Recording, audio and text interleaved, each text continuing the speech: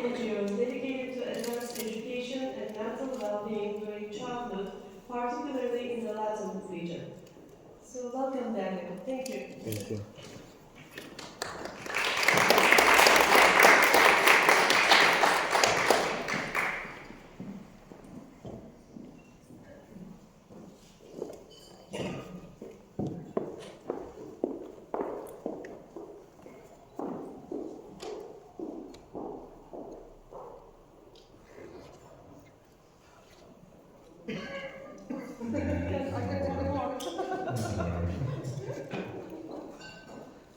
So the way an art historian like myself to have encountered with some project like ProjectUs.ai happened at a workshop, at an empathy building workshop at MIT Media Lab. And there I met Camilo Rojas, the leader, the founder and CEO of ProjectUs.ai. And at that workshop we had Philip Himberg and Zoran Ivsevic, and I think that's also where I met Susan for the first time.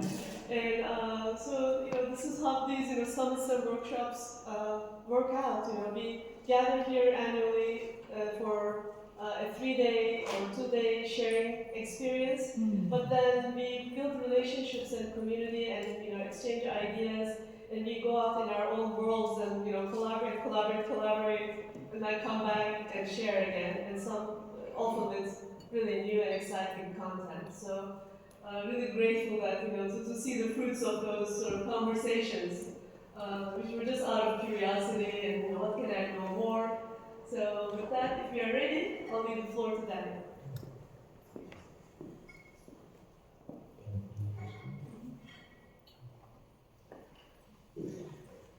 Okay.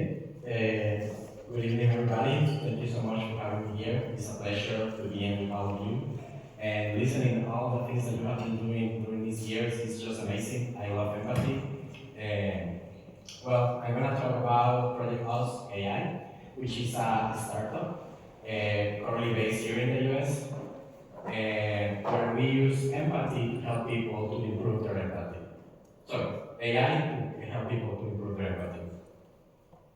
This is a few things that I'm going to talk about today. First, about us. I'm going to talk about myself really quickly. Alif already introduced me, but I'm a student. I used to be a student. I just graduated from a master's degree in Virginia Tech. I focused on using AI for education. I work with children. I also have worked as a teacher before, an instructor. And I think that empathy is really important for education. If we don't understand that person that we're teaching to, it's really hard to help them to go over obstacles that they can find in this journey of learning. Apart from that, I'm also a first-generation student. I came from a really low place in Costa Rica, which is really complicated in terms of drugs and different kinds of violence. And it was empathy, one of those things that helped me to keep going in life, even though it might be really complicated for me and my family to get where we are today. This is our team. Elif already mentioned Camilo Rojas. I'm the head of learning, and these are just a few people that is helping us here and there to keep improving and building this amazing project that I'm going to tell you about. Where this all started? This all started in the MIT Media Lab.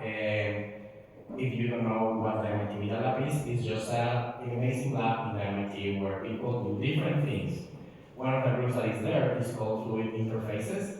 This group is dedicated to build different things related to wearables and building interfaces that we can use in the real world. For instance, there's people that have been trying to understand how people dream, and they have been doing research on that, trying to see if they can make changes in the brains of the people and manipulate those things. There's people that is also trying to build interfaces where you can control lights, robots, arms using just your mind. And there is people that have been trying to understand how we can become avatars in the real world. People is always talking about being an avatar in the metaverse or in the virtual reality, but we can also be avatars in the real world by taking elements of ourselves and putting them out there. I'm going to talk about AI today because it's really necessary to talk about this before jumping this phrase that it says, humans, robots, well, humans will be replaced by robots, technology, AI. Have you all listened about this? Yes? Well, this paper is from 75 years ago. See, people were already saying this, and we're still waiting for that to happen, right? We know that it has happened to some small scale, but in the reality, all of us still have our jobs, right? Even me, that I'm a software engineer, these days AI is capable of doing my job really, really fast. It's even capable of doing things that it should take me weeks in a few hours. And still, we still have our jobs. So that means that basically the way that we like to see it is we are in this same moment that these people were a few years ago. This is a class from the 90s from people from the MIT Media Lab, where they were building the first wearables. Some of these were the prototypes of things that you have today, like the first smartwatch, the smart glasses, the VR reality glasses that you all have at home. We think that AI is in this same stage right now. It's really hard to see it in terms of this level because people always think like, oh, this is really smart, this is amazing. But in reality, this is still really, really simple, as we can see here. And we need to learn how to transform this into the wearables that we use today. Because otherwise, AI is just going to keep being what it is today, and it's not going to help us as much as we as it could. What is ProjectUs? ProjectUs is a system that is supposed to help us to become a better version of ourselves. Instead of thinking that AI is going to replace us, we need to think how this can make us better. How this works? Well, we have done research for a while trying to understand how to make this happen.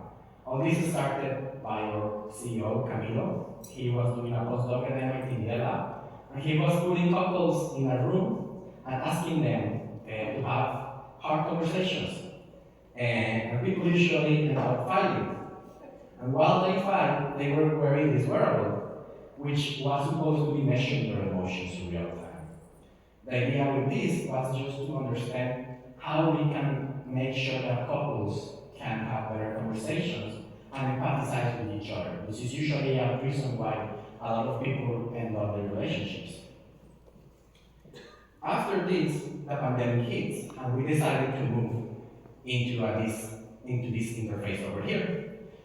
That is a system, and this is really similar to the version that we have today, where people can just sit in their computer, run the system, and see in real time the emotions that they are feeling.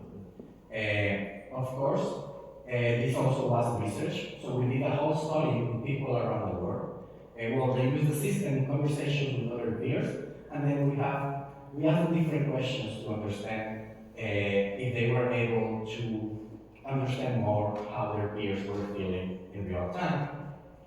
What was interesting about this one is that it has visible for everybody the emotion that each of the persons in the call were feeling.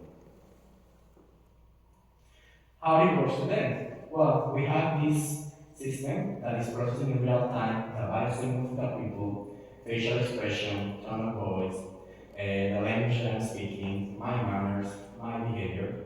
And then we take that, we put that into our own models, because we are on our models, and that gives us feedback that the user can ingest. Feedback that the user can be like, oh, this is how I am behaving, oh, this is how I am affecting others around me. And this is supposed to trigger a change in the person. What we can see is that if we apply this to a whole organization, they are going to start becoming more conscious of themselves and their behaviors, and they are supposed to start improving. This was our original idea, and now we can say for sure that this is happening. Why are we different from any of the new AI startups that you will see these days that are pretty famous? Well, first of all, we have our own models. We create our own models. Second, we are not just a ChatGPT wrapper. We did research about this as well. We have papers published that have demonstrated how good this model and this idea can be. Plus, we also work with humans all the time. The system is not a system that manages itself. We are working with coaches, psychologists, and experts in empathy as well as you to help us to improve the system every day. And the most important part is that it also is accessible for everybody. As you saw, it's a system that you can run in your computer, and this is available in the different systems that you may have. So people can use it in their daily course. Where are we today? As I mentioned, we were doing research for a while, and last year we decided to start becoming an official startup. We got funding, and today we are working with more than 10 organizations to bring protocols to our workplace.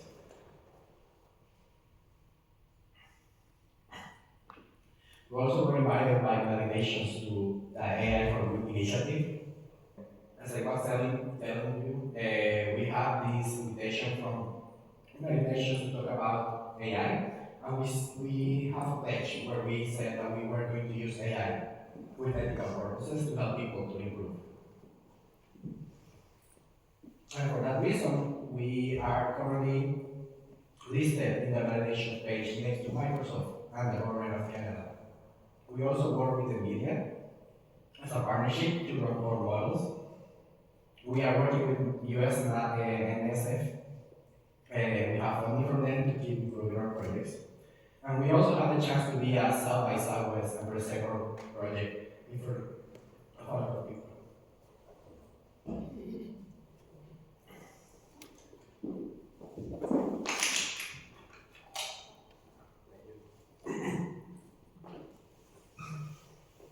Okay, now I'm going to talk about one of our main users, Julie.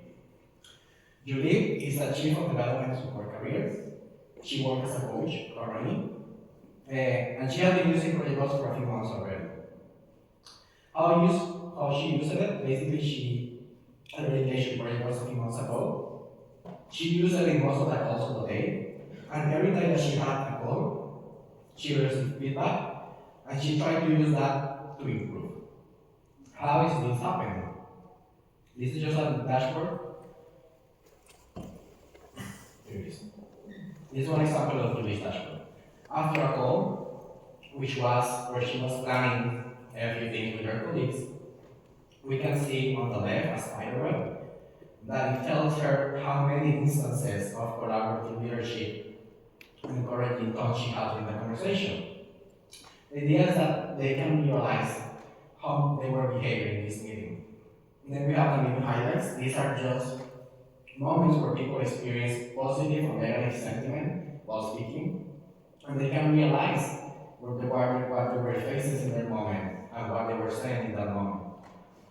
And this is really helpful because people can be aware that, oh, at this moment maybe I said something that was negative and could affect myself and people around me and how they were feeling about it.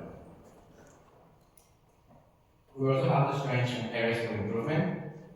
This is basically 3 bullet points that we provide to the user after each call where they can realize you are doing this really, really great, or you really need to improve in this.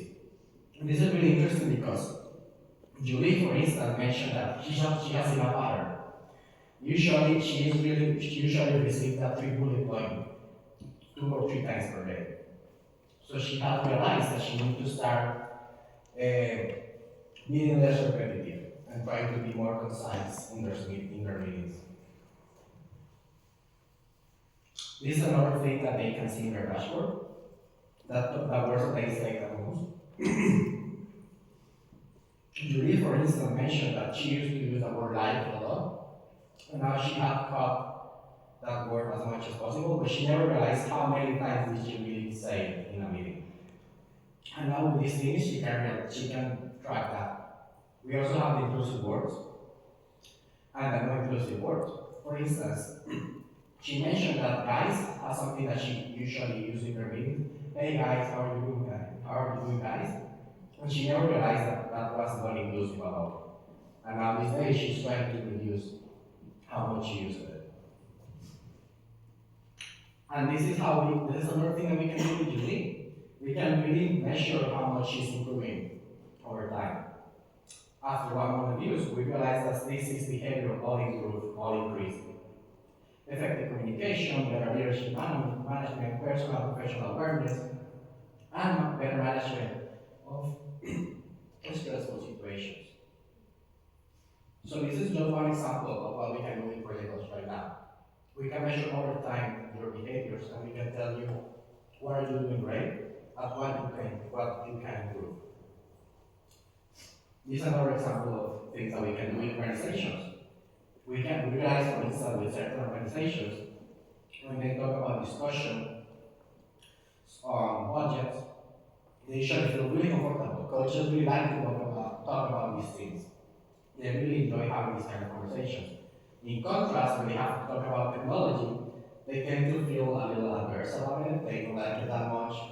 They can feel really frustrated. And also we realize that, for instance, when they have to talk about challenges, there's people who feels fine with it, but there's people who doesn't like it that much. Now, I would like to extend an invitation if you are all interested in trying this system. This is a QR code that you can all use. You can register, free to use it. It's free for all of you. We really want your feedback, we want to know what you think, we want to really understand how we can improve. And I think that your feedback will be really valuable because you are all experts in different areas that will help us to improve as well.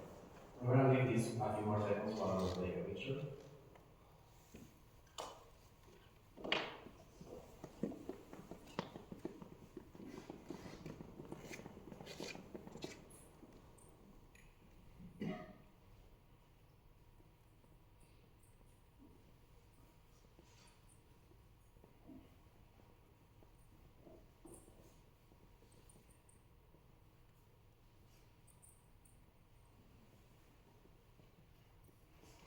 Nice. And again, if you also need a later, feel free to just ask me. I have it on my phone. Yeah. So this is my presentation. Please feel free to ask any questions that we have.